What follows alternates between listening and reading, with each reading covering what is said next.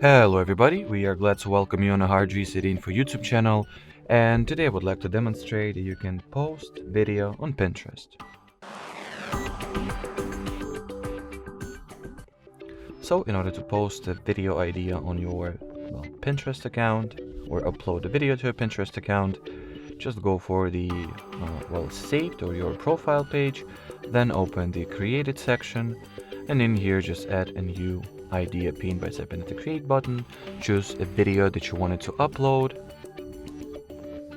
Probably if you want to, you can add something to it, text, music perhaps, or even your audio voiceover if needed. You can draw over it, whatever is that.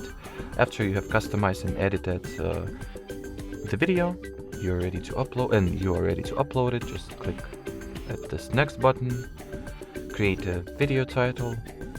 You can add some details, pick the board that you will save this video to, tag some related topics or stick some hashtags to it.